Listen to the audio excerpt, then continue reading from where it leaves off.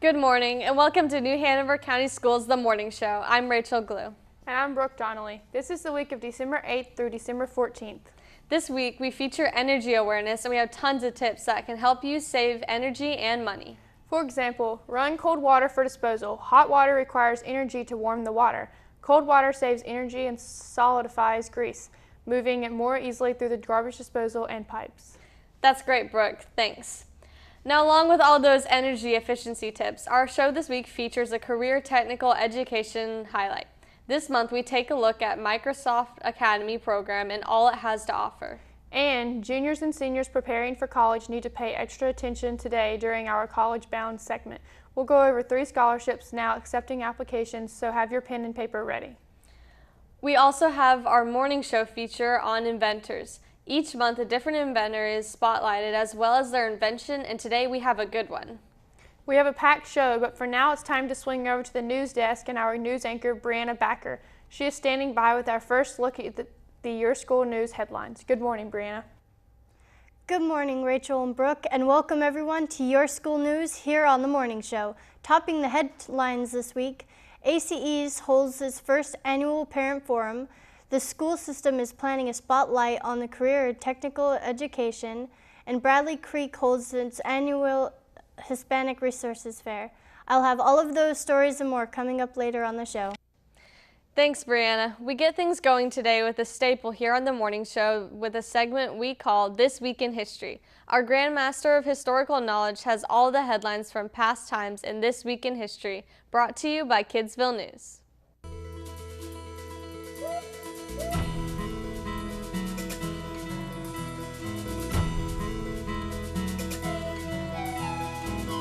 Welcome to This Week in History. I'm your historical host, Christopher Connor, covering all the colorful and amazing events that have left their mark on history's timeline. This is the week of December 8th through the 14th. The Chicago Bears trounced the Washington Redskins in the National Football League on December 8, 1940, by a score of 73-0, the largest margin of defeat in NFL history. The score was in part a revenge victory for a regular season loss to the Redskins, which was followed by insults to the Bears team.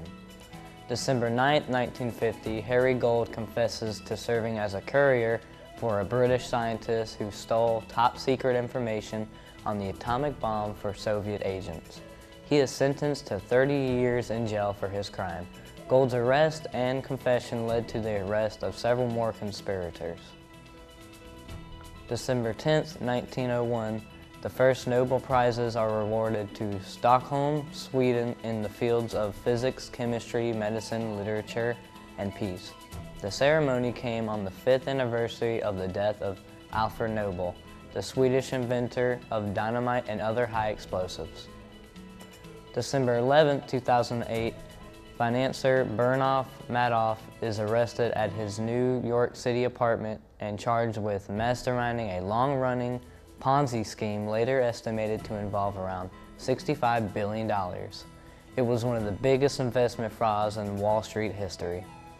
December 12, 1980, American oil tycoon Armand Hammer pays $5,126,000 at auction for a notebook containing writings of legendary artist Leonardo da Vinci. The manuscript, written around 1508, was of some 30 similar books Da Vinci produced during his lifetime on a variety of subjects. Finally, your weekend history tidbits. December 13, 2003, after spending 9 months on the run, former Iraqi dictator Saddam Hussein is captured. Saddam's downfall became on March 20, 2003, when the United States led an invasion force into Iraq to topple his government, which had controlled the country for more than 20 years. December 14, 1909, workers placed the last of the 3.2 million 10-pound bricks that paved the Indianapolis Motor Speedway in Indiana. Since then, most of the bricks have been buried under asphalt, but 1 yard remains exposed at the start-finish line. Kissing those bricks after a successful race remains a tradition among Indy drivers. That's this week in history, your ultimate source of those key moments in time. I'm Christopher Connor. Thanks for stopping by.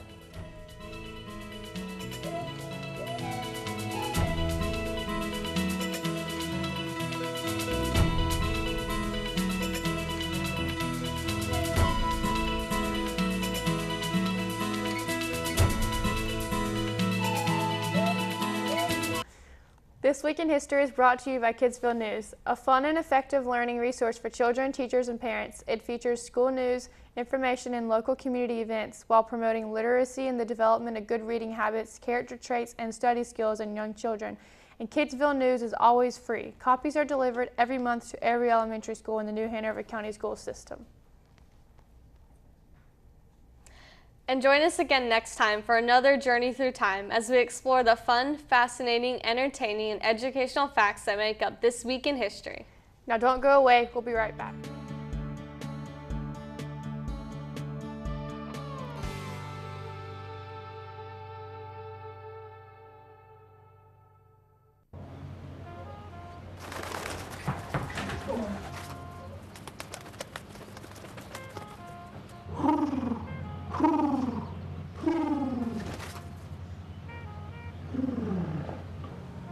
Be free.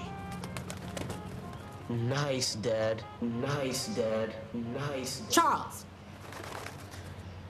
Nice, Dad. You don't have to be perfect to be a perfect parent. There are thousands of siblings in foster care who'll take you just as you are. Welcome back to the morning show. I'm Rachel Glue. And I'm Brooke Donnelly. Today we are sharing little tips we can all use to save energy around the house. Let's get started with dishwasher tips. Skip rinsing the dishes. Rinsing dishes before loading them into the dishwasher wastes energy. If you do have to rinse, use cold water. Clean the filter. If your dishwasher has a filter screen, clean it regularly. A clean appliance runs more efficiently. Also, run full loads. Always wait until you have a full load before running your dishwasher. Full loads use the same amount of hot water and energy as smaller loads.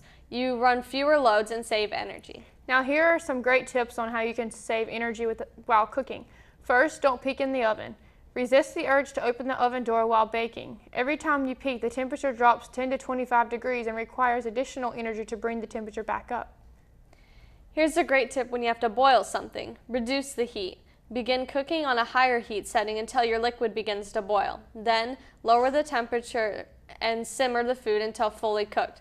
A fast boil does not cook food faster than a slow boil, but it does use more energy. Put a lid on it. Cook food in boiled water in a covered container whenever possible. This traps the heat inside and requires less energy. Here's another useful tip to save electricity. This one is for your refrigerator. Don't set the temperature colder than necessary. Set the refrigerator temperature between 36 and 42 degrees. Set the freezer control so the temperature is between -5 and 6. A small thermometer placed in the refrigerator or freezer will help you set it correctly. Also, clean the unit. Clean dust off the condenser coils, fins, evaporator pan, and motor once or twice a year. A clean unit runs more efficiently. Unplug the unit and clean with the vacuum cleaner or a long-handled brush. Like the dishwasher tip, always run full loads in your washer and dryer. Remember, running a partial load uses the same amount of energy as a full load. Finally, insulate water pipes. Use half-inch foam or pipe tape for insulation wherever pipes are exposed. On cold water pipes, insulate 4 to 5 feet nearest to the water heater. For more tips like these, visit we-energies.com. There you'll find great tips, an appliance power calculator, and short how-to videos. Now let's send it over to the news desk for more of your school news with Brianna Backer. Good morning and welcome to your school news on the morning show. I'm Brianna Backer. Our top news story this week. New Hanover County Schools Advisory Council for Exceptional Students hosted a parent forum. ACES invited parents, guardians, and caregivers of exceptional students to join them in a facilitated discussion centered around high-interest topics relevant to special education services in New Hanover County schools. We get this report from Grace Gold. It was a packed house as the Advisory Council for Exceptional Students held their parent forum. Moderated by the council chairperson Laura Bullard, the session opened with introductions and an overview that the council has undergone to improve its outreach to the people it serves. Julie Askew, director of the School System's Exceptional Students Department and Services, gave a short report. She outlined many of the new changes the department has undergone and her hopes for the new approach of the ACES Council and goals of the Parent Forum. I think this is going to be helpful information for us to know how to prepare teachers for professional development, help our teachers understand what parents need to understand about special education services. Also, I think this is going to give us a good idea of how to communicate more effectively with parents about their child's services, about upcoming changes in services, about transition, and help them be prepared to be active participants in their child's education. The Parent Forum was unique in presentation and style. Instead of a fixed speaker and audience affair, the forum was a revolving group of sessions, each session geared toward themes important to the council and the parents of exceptional students: communication, advocacy and awareness, development and implementation. Each session focused on parents providing items to keep, change, or hope for improvement. What we hope is that in aggregate, instead of one-offs, where somebody complains here and somebody complains, in aggregate, if you see these themes that emerge out of this forum, you can say, this isn't just me, this isn't a one-off, this is a true trend. Let's address this trend, or at least say to the Board of Education, this trend needs to be addressed. Because the ACES doesn't have any power in its own right, but what we can do is be a conduit of information to say, parents are really upset about this. Both the New Hanover County Board of Education and the State Board of Education called for establishment of advisory councils to gain broad-based citizen input in the decision-making processes involved in planning special education programming locally. The forum was designed to begin to meet that directive by serving as an avenue of public sentiment for improvement of special education services. This is the group that this is the group that has the lowest proficiency rate. These are the kids that, in general, aren't the ones that are graduating. These are not the ones that are getting the jobs. These are the ones we have to watch out for. These are the ones we have to train. These are the ones we have to find a future for. So these are the ones we really have to advocate for and help find a voice. We have to help them advocate for themselves. So that's why this is so important. The results of this first parent forum will go a long way in providing information from the true stakeholders of exceptional students. The final data will help to spotlight both good and bad trends, gaps in services, and establish goals for the future. It will create standards for schools and teachers serving children with special needs. Reporting for Your School News, this is Grace Gold. Two seniors from New Hanover High School, Blake Evans and Elizabeth Pasquarello, were selected to speak at a youth activism panel at the Cucalouros Film Festival for their incredible work in the community. Blake helps run a soccer outreach on the weekends in which they provide equipment, practices, and games for middle school students who would not be able to afford part of a team otherwise. Elizabeth is the co-president of New Hanover's EC Buddies program and volunteers with the Special Olympics. She works with athletes age range 6 to 48 to help them to be a part of the team and compete in fall games. Both students are involved with New Hanover's Honor Service Learning course, which is a brand new class at the school that has students learning about issues in the community, citizenship, and leadership. Students spend 40 hours a semester at a specific service placement site, volunteering their time and giving back to the community. Honors Service Learning is an elective course. New Hanover County Schools Career and Technical Education Department held a spotlight on career and technical education in the Dale K. Spencer Building. Career and technical education faculty and students from all traditional high schools and early colleges showcased their 21st century learner skill sets.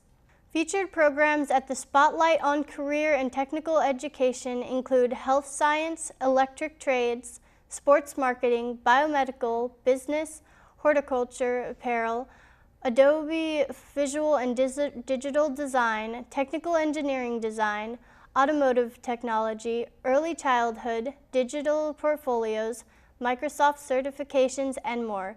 Additionally, career and technical student organizations were also featured, highlights their efforts on both state and national level. The CTSOs included Future Business Leaders of America, Skills USA, Health Occupation Students of America, Family Consumer Career Leaders of America. For all the latest on New Hanover County Schools, join us weekdays at 5:30 p.m. here on Time Warner Cable Channel 5 and Charter Cable Channel 191. For your school news, a complete half hour of the latest news and information from New Hanover County Schools. Now back to our hosts. Thanks, Brianna. The mission of career technical education is to help empower students for effective participation in an international economy as world-class workers and citizens. They have a wide range of programs offered to both middle school and high school students.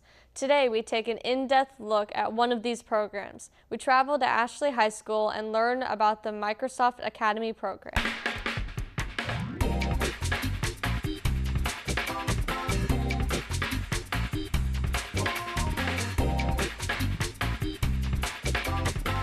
The Microsoft IT Academy came to New Hanover County and to North Carolina a few years ago. I think this is the third year we've been testing students in the Microsoft IT Academy. And what it is, it's two different classes. The first class is the Word and PowerPoint class. Students are able to take the Microsoft Office Specialist test and obtain industry standard certification. They also can have the opportunity to take the Excel and Access class and obtain the certification from the class. It's nice to be able for the students to be able to leave high school with credentials so that they can step into the workforce. At the beginning of the semester, students spend 9 weeks learning about Microsoft Word 2010. And what they do through this course of this class is they complete projects that teach the students the intricate programs within Word, such as adding tools and tables and formatting content so that the students can create attractive professional looking documents. Then they move on to PowerPoint, which we are actually just now getting ready to start. In the PowerPoint section, they learn not just how to put words into a slide, but to create interactive and animated PowerPoint. One of the best projects that the kids do in my class is that they tell a children's story. So what they do is they tell a children's story from another character's perspective, and they animate each one of the slides.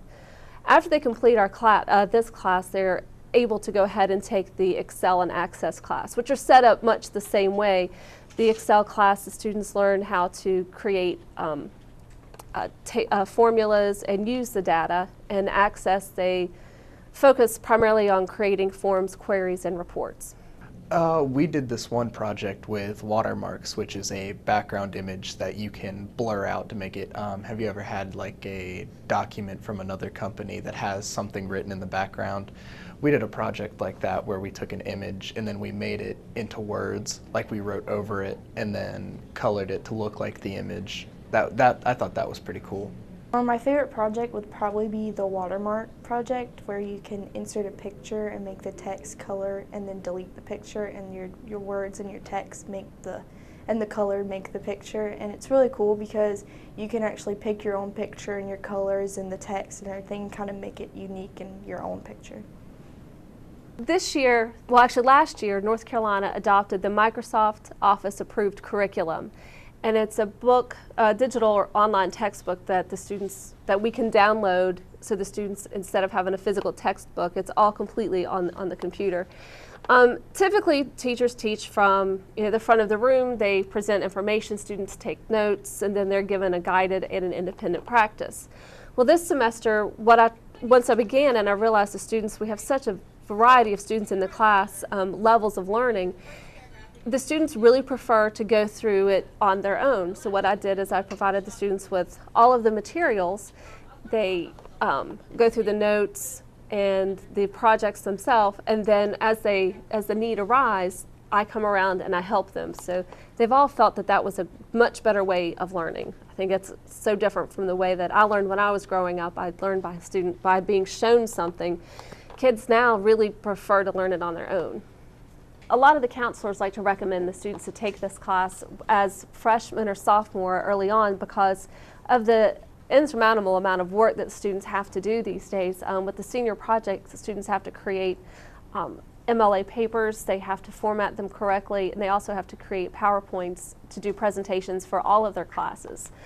They have to do projects like brochures, and by taking my class, they have the opportunity to already know how to use the software and turn in above average work just because they know how to format it correctly. I've never really had an online class, and it's pretty cool as I'm fairly good with computers, so it's nice to be able to do something I'm good at and learn a lot. I've actually learned a lot about the Microsoft Word 2010, how to use all the tabs and ribbons, and it's actually going to be pretty helpful later in my life for the career I want to go into. At the beginning of the class, when kids come in, they think that this is just a computer class, or they think that it's people who aren't familiar with it, they think that this class is just a simple typing class, and it is absolutely not. I stress the importance that leaving high school with industry standard certifications gives them an ability to get jobs and differentiate them from their peers. It's very competitive to get into any college or any program or any job. So one of the things I tell them is that it differentiates yourself in today's competitive market, it broadens your employment opportunities, and Microsoft has lots of statistics that says 55% of hiring managers consider employee certifications first. They consider people with those certifications before they're ever able to hire somebody else. They say, look what you can do already, I don't have to train you. That's really important for kids to understand. And through the state of North Carolina, we are blessed with the opportunity to take the test for free. Each high school is has purchased a certain amount of licenses so the kids can have the opportunity to test for free. If you would like to learn more about the Microsoft Academy program or any of New Hanover County Schools' CTE programs, visit the website www.nhcs.net/workforce or call their office at 254-4241. Now don't go away. This rip-roaring edition of the morning show will continue right after this break. But before we go, we have our trivia question of the day. Today's show is focused on energy conservation, and our trivia is, how much electricity did the United States use in 2013? A, 500 billion kilowatt hours, B, 4.6 trillion kilowatt hours, or C, 9.3 trillion kilowatt hours, or D, 17.7 trillion kilowatt hours. We'll have the answer when we return.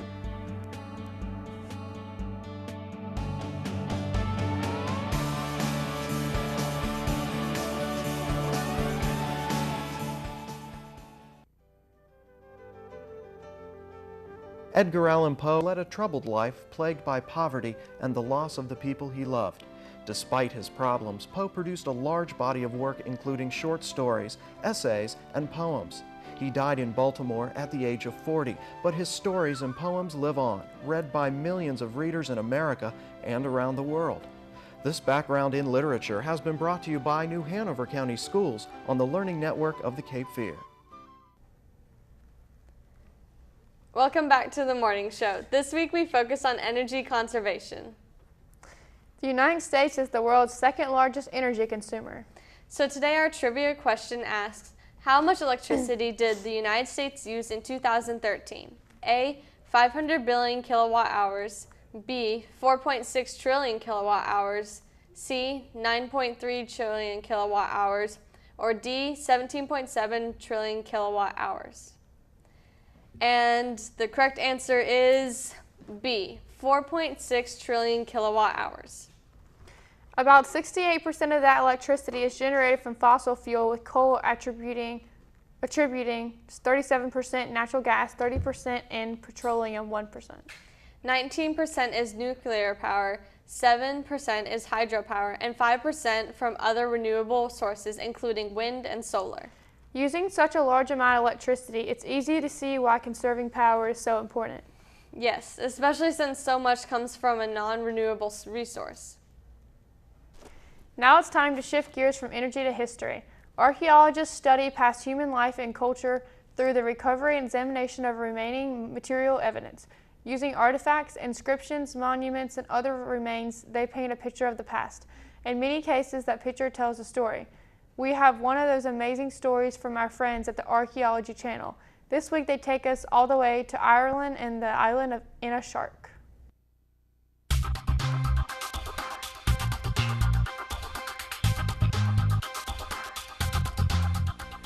Off the west coast of Ireland are some rocky islands that have been inhabited for thousands of years.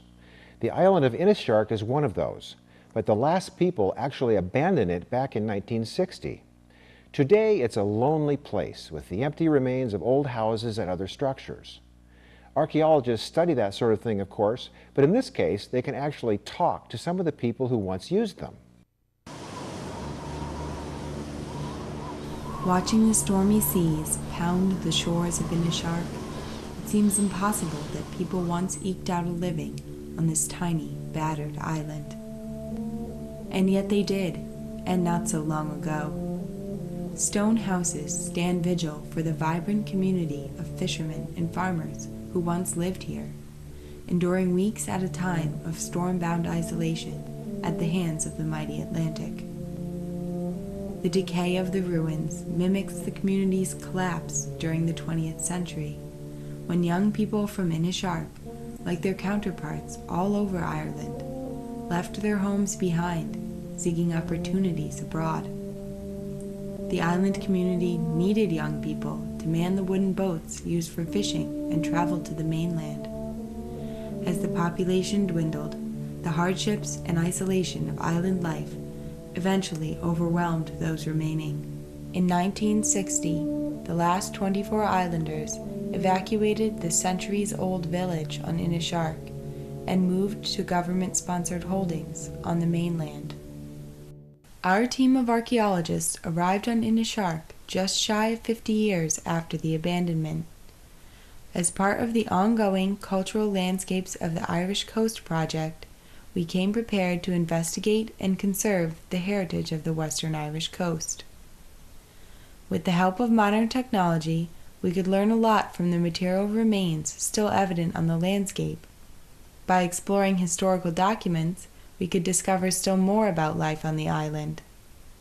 Because the abandonment of Inishark was so recent, we had an opportunity rarely available to archaeologists.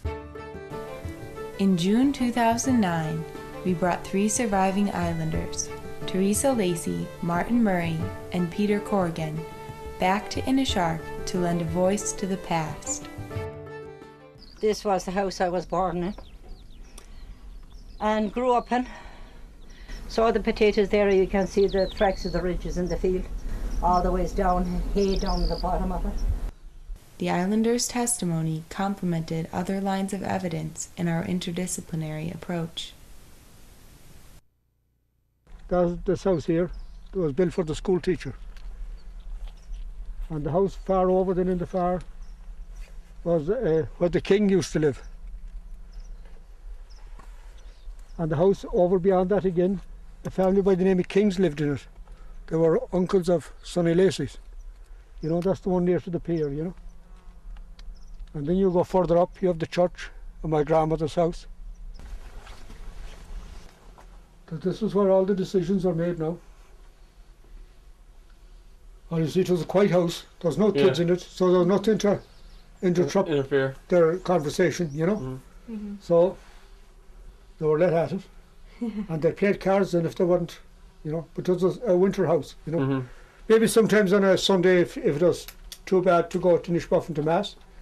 They would sit outside at the gable of the house there and discuss things as well. The islanders' memories demonstrated the immediate connection between the physical landscape and traditional life. Right out of the door here and right up to the ceiling. That was packed with potatoes. Because it had to be, you know, to feed the family. I mean, the potatoes would have to do from October right till May or June, you know. So you had to sow a lot of potatoes. And that was the haggard there where they kept their vegetables. Right here, they put the turnips, carrots, parsnips, everything was put in here. The islanders could explain, identify, and interpret the landscape, sometimes revealing layers of meaning in unexpected places.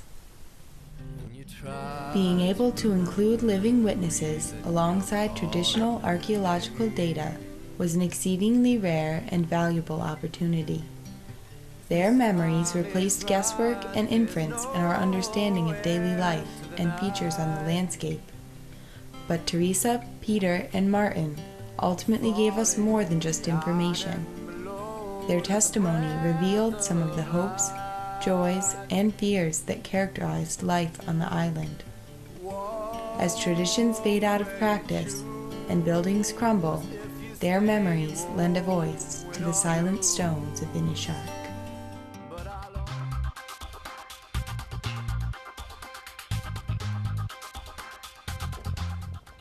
We hope you enjoyed that interesting story from the Archaeology Channel. We'll feature another great story next month here on The Morning Show. All right, it's time now for this week's lunch menu. This is the menu from Monday, December 8th through Monday, December 15th. On Monday, December 8th, take an evening trip to Italy with spaghetti and a breadstick or chicken fillet sandwich. Don't forget to add broccoli, a garden salad, and diced peaches to your plate to make a fantastic meal. Then on Tuesday, December 9th, embark on a delicious journey by treating yourself with orange chicken and rice or tasty breaded mozzarella sticks. Also on the menu are glazed carrots, a garden salad, and fresh fruit. On Wednesday, December 10th, energize your body and mind with a chicken quesadilla or a pork chop sandwich. Also take pleasure in pasta salad, golden corn, a garden salad, and pineapple chunks. On Thursday, December 11th, warm yourself with lasagna roll-up in a breadstick or a BLT sandwich with cheese cubes. Accompany your Thursday meal with sweet potato puffs, a succulent garden salad, and fresh fruit.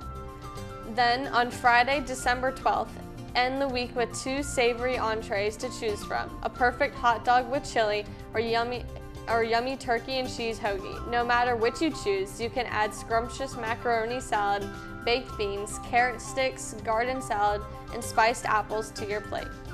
Finally, on Monday, December 15th, battle your midday hunger by enjoying either creamy chicken Alfredo with a breadstick or say bonjour to delightful French bread pizza. On the side, you may add several appetizing items such as green beans, glazed sweet potatoes, a garden salad, and mixed fruit. And there you have the lunch menu for the week. Don't forget, you can also start your day off with a healthy and hearty breakfast at school. Our next segment is Destinations. Each month we feature a different travel destination and highlight unique features on what to do and what to see there. However, this month we have a very special destination. We feature the 5 best places you've never heard of worth visiting. So join us as we head off across the globe.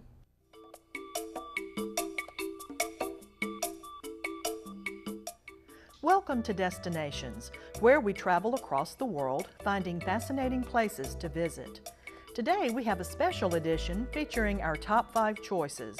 These precious spots are both off the grid and out of this world. Topping our list is Saint Saval, a quintessential 14th century village with a fortified tower, 4 winding streets, and only one place to stay in town. The hotel looks like any medieval building, but inside it has been transformed into a modern mix of French, British, and American cultures. The quiet town in the heart of Cognac country is the perfect little getaway. Lord Howe Island is the next on the list. It is a crescent-shaped island 2 hours away from Sydney, Australia. This 7-mile-long island features a long, white stretch of lagoon beach at its center and emerald green mountains at either end.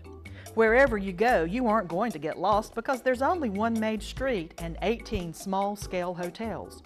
There are starfish in the tide pools and a lagoon full of wonderful sea life. Next, we have a place hidden deep in the Caucasus Mountains, Tusheti. This is a place you don't want to visit if you have a fear of heights.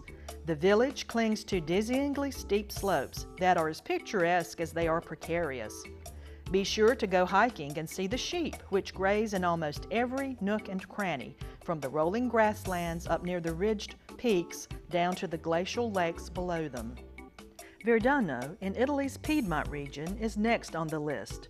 This place is known for its food. During a visit there, you must eat at Castiglio di Verdano. Order the delicious white truffled pasta, which will be served to you in a red-walled dining room. This unique hotel and restaurant is in a crumbling 18th century castle with soaring ceilings. During your stay, tour the gardens and sip on the wine, which is fermented in the castle's cellars. South Africa's Wuppertal is a picturesque town surrounded by the Cederberg Mountains and is last on our list. Upon arrival, you will be greeted by farmers lugging their produce to market on donkey carts. Outside of town, you can climb through the mountains to find one of the many swimming holes. There, you can sunbathe on the water-worn rock in the shallows, play under a waterfall, then rest in the shade of cedar trees with the big blue sky above you. If you're looking for a unique place to get away from it all, then be sure to keep these 5 places in mind. Each one is sure to create unforgettable memories.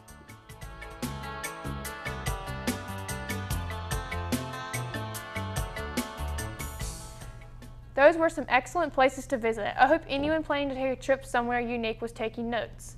And join us next month as we'll feature another sensational destination. Now as we head to a break, we have our feature on inventors. This segment was written, produced, and edited by Hoggard High School senior Luke Williams.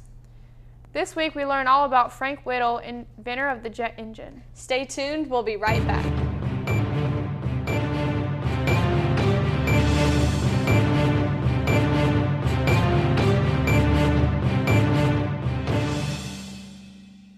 Frank Whittle, the man who invented the jet engine, was born on June 1, 1907 in Coventry, UK. He enrolled in the RAF, or Royal Air Force, in 1923 after failing to be accepted a number of times because of his height. As a cadet, he argued that planes would need to fly higher in order to fly faster and farther. He knew piston engines and propellers were unsuitable for this purpose and thus began his own designs for new engines. He tried without success to obtain official support for study and development of his ideas for many years. Finally, in 1935, Whittle received private financial support as well as approval from the Royal Air Force, and he began constructing test engines. His first real test engine in 1936 proved inconclusive, so Whittle started over with a redesign. His new rebuild required more money and was delayed while Whittle searched for funds. In 1941, he got financial backing from the Air Ministry, and in the same year, he built another prototype. His first jet engine successfully flew on May 15, 1941. America soon became aware of these tests, and with permission of the UK, formed their own power jets team. The world's first jet-powered airplane, the XP-59A Aerocomet, went airborne in 1942. Frank Whittle retired from the RAF in 1948 as an Air Commodore and was knighted the same year. He moved to America to become a professor at the U.S. Navy Academy in Annapolis. Whittle continued to write articles showing his foresight, even addressing environmental issues such as the greenhouse effect as early as the 1970s. Innovative and a visionary, Whittle forecast the development of supersonic air travel, not just for military purposes, but as scheduled civil air transport.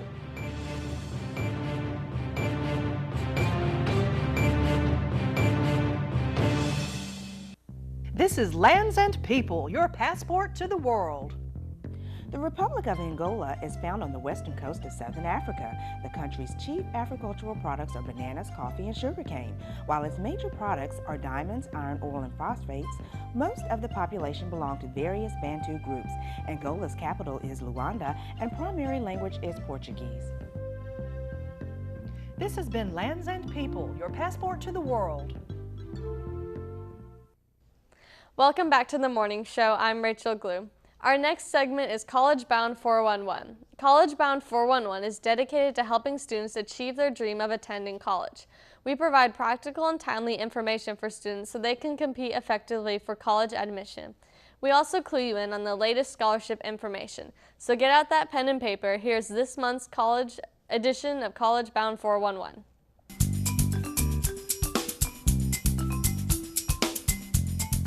Welcome to this month's edition of College Bound 411. Each month here on the College Bound 411, we offer you a list of a wide variety of scholarships in all categories. If you are planning on going to college, then it's time to start learning about scholarships. Scholarships are easy ways to help you pay for college. There are tons of different scholarships to apply for. With a little time and effort, every high school student can find scholarships to apply for. The first scholarship we will be featuring is the John B. McClendon Scholarship. This scholarship is for varsity athletes. Recipients for this scholarship are chosen based on which colleges they are going to. So to find out more information about this application process, contact the college you are planning to attend. Because the colleges eligible for the scholarship are all located in North Carolina, you must be a resident of North Carolina to apply. Students will receive $1,250 per academic year.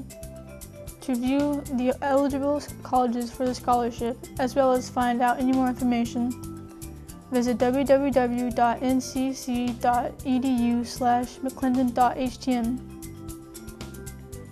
Our next scholarship is the Reserve Officers Training Corps Scholarships. These are 4-year scholarships available to any high school student who plans to enroll in the Army, Air Force, Navy, or Marine ROTC at a post-secondary institution. Applicants must be 17 years old by June 30th and a U.S. citizen. Scholarship award amounts vary and can cover tuition and educational fees, along with a book allowance. For more information, contact the Armed Service branch of your choice. For the Army, call 1-800-USA-ROTC. For the Air Force, visit www.afrotc.com. For Navy or Marine scholarships, call 1-800-662-7568. The last scholarship we feature is funded by the Golden Leaf Foundation. If you're a high school senior planning to attend any college in North Carolina, this may be the scholarship for you. The Golden Leaf Scholarship awards a total of $12,000. They fund $3,000 over the course of 4 years. The Golden Leaf Foundation also helps people who plan to attend a community college. Students are awarded up to $750 per semester. This money can be used for tuition, fees, books, school supplies, and transportation. Visit their website at www.goldenleaf.org/scholarships.html. And now it's time for our College Bound Tips of the Month. Stay ahead of the game. Don't wait until senior year to start researching different colleges. Go to college fairs and visit the college homepages to find out more information. Visit different schools and take tours, or you can even take a virtual tour of some campuses online. It's better to be prepared and know about different colleges you're interested in, so that when it's time to choose which colleges you want to apply to, the choice is easy. That's College Bound 411 for this month. To help you plan, prepare, and pay for college, check out www.cfnc.org. College Foundation of North Carolina is a free service of the state of North Carolina that helps students plan, apply, and pay for college. And don't forget, spending a little time and effort now preparing for college will help you greatly in the future.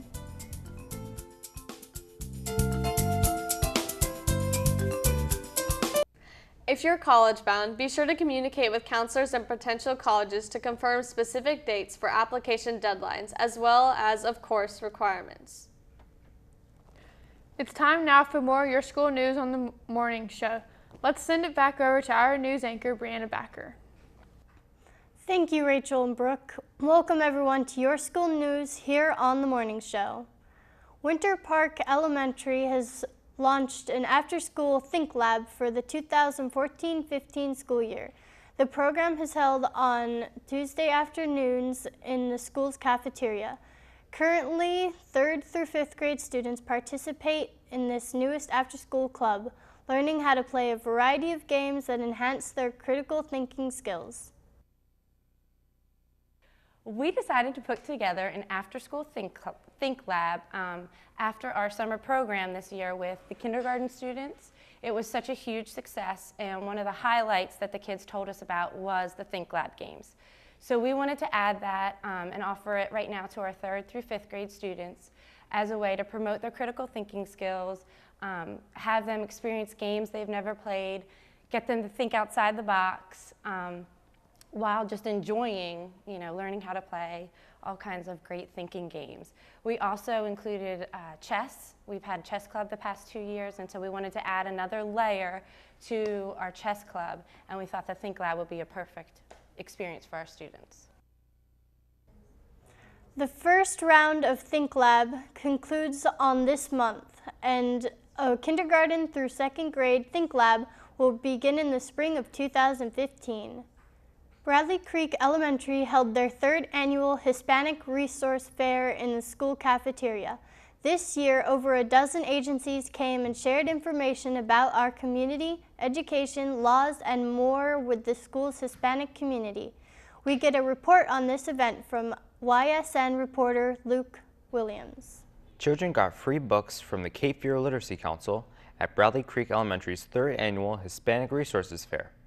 Parents spoke with community providers, health-related business representatives,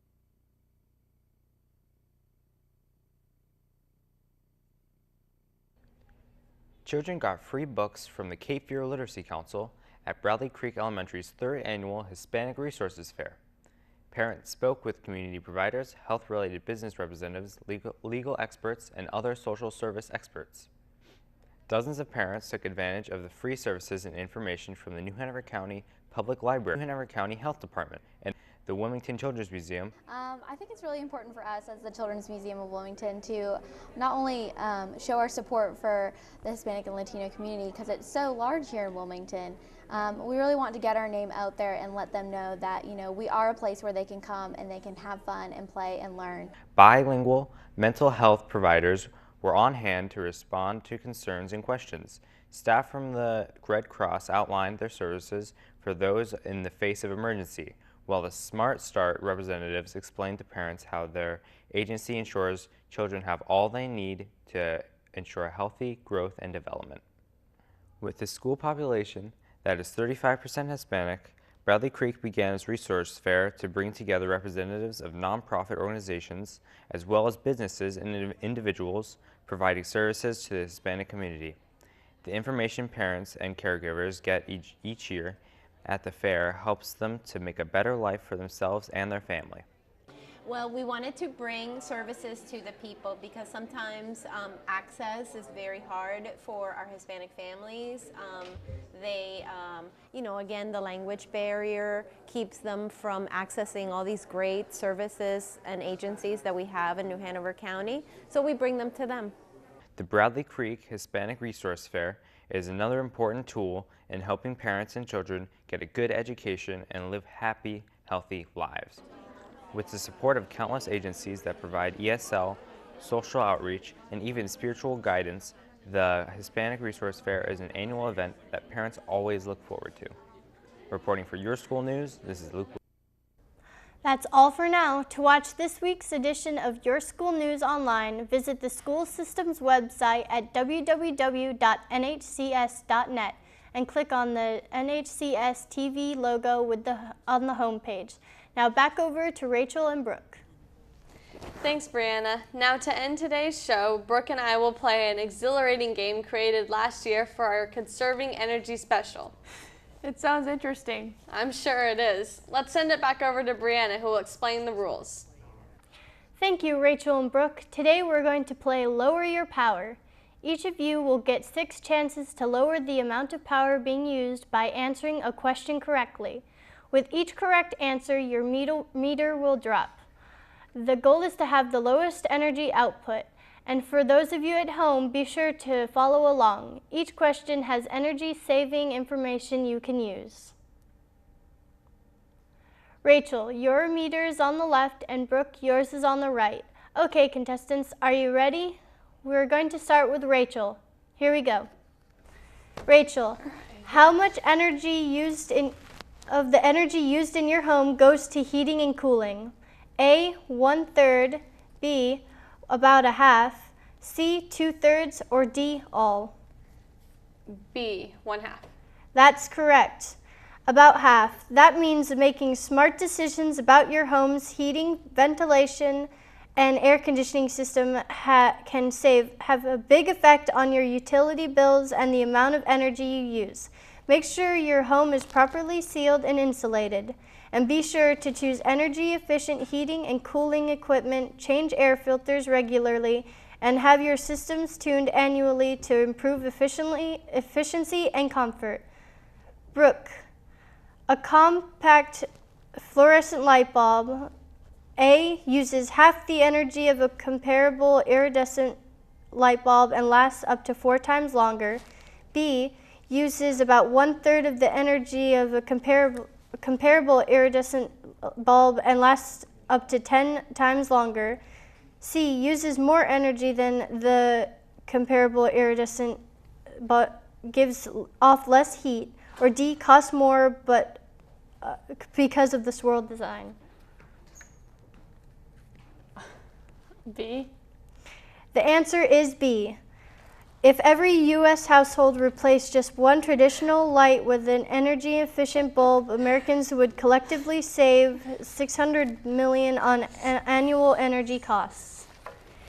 Rachel, the Energy Star label designates A, companies that save the most energy, B, a product featured on a home improvement TV show, C, the most energy-efficient products on the market, or D, the newest planet replacing Pluto. Yeah, there we go. C. The answer is C. Energy Star, the U.S. Department of Energy and Environmental Protection Agency symbol designating energy efficiency, appears on all products in more than 40 categories. Brooke, for each degree you lower the temperature in your home, you can cut your winter heating bills by what %? Keeping in mind, it also depends on climate and how many hours per day you turn down your heat.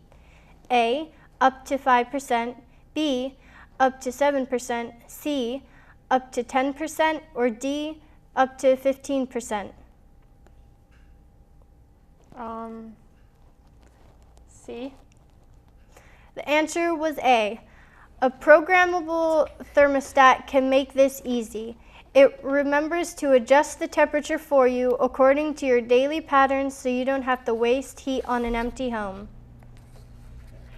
Rachel, many appliances and electronics continue to use energy when switched off, producing energy leaks that account for what % of total U.S. residential electricity use? A, 2%, B, 5%, C, 8%, or D, 11%? D. The answer was B. The average U.S. home has 2 TVs, a VCR, and a DVD player that consume energy in the off mode to keep display clocks running and the memory chips and remote controls working. Replacing these products with Energy Star models, which use as much as 50% less energy in the off mode, would save more than 25 billion pounds of greenhouse gas emissions. Brooke, how many gallons of hot water does a typical dishwasher use during a normal cycle? A, 7, B, 14, C, 20, or D, 25? A. The answer was B. Run your dishwasher with a full load and then let the dishes air dry. On hot days, when you are also running the air conditioning, run your dishwasher after 10 p.m. to help prevent overload on the electric grids. There we go. 7. And Rachel. According to the U.S. Department of Energy, approximately how much money would you save each year if you switched out 5 incandescent bulbs with 5 compact fluorescent bulbs? A, $11, B, $23, C, $35, or D, $45? D. That's correct. The answer was D. CFLs not only cost much less to use and last much longer, but they also burn cooler, so they reduce your air conditioning and cooling load in the summer. Brooke, which household activity consumes the most water? A, dishwashing, B, taking a bath, C, vacuuming, or D, washing clothes?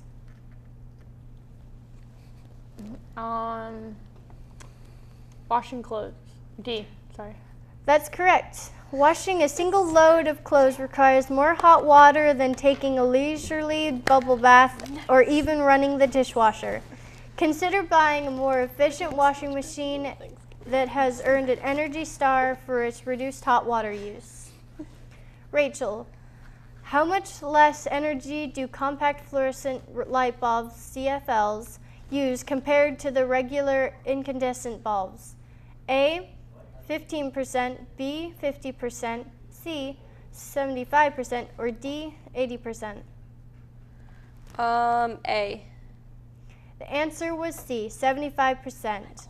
They use 75% less electricity than incandescent lights. Brooke, what is the best method for reducing your personal computer's energy use? A, keep just one program running when you leave your desk. B, put the computer in sleep mode. C, close all open programs. Or D, let the screensaver run. Put the computer in sleep mode. I don't remember which letter that was. B, I think. That's correct. The answer was B. There is a common misconception that screensavers reduce energy use by monitors. They do not. Instead, change your settings so that your computer automatically switches to sleep mode or manually turn your monitor off to save more energy. Rachel, what is the optimum temperature for your hot water heater? A, 32 degrees Celsius, B, 54 degrees Celsius, C, 60 degrees Celsius, or D, 65 degrees Celsius? B. That's correct. Maintain a hot water temperature of 54 degrees Celsius to save on energy and help reduce the risk of scalds. Brooke, true or false? Using ceiling fans with your air conditioning can reduce energy costs. Can you repeat the question? True or false? Using ceiling fans with your air conditioning can reduce energy costs. False. The answer is true. Use fans with your air conditioner. Fans help reduce energy costs by circulating the cool air from your air conditioner. This allows you to raise the temperature and still be comfortable. Use oscillating fans for greater circulation. In addition, during hot weather, set the ceiling fan directly to blow air down. The air moving across your skin creates a cooling effect, allowing you to raise the temperature on your thermostat and still feel cool. In cool weather, set the fan to blow toward the ceiling. This pushes the warm air away from the ceiling and evenly distributes the heat in the room. All right, that's all the questions, and it looks like when it comes to saving energy, Rachel is the winner. Congratulations. Good game, Brooke. You too, Rachel. All right, remember, use energy wisely and it will save our resources and it will save you money. Well, that does it for this edition of The Morning Show. For the best TV of all, each and every day, keep it tuned right here for New Hanover County Schools TV on the Learning Network of the Cape Fear.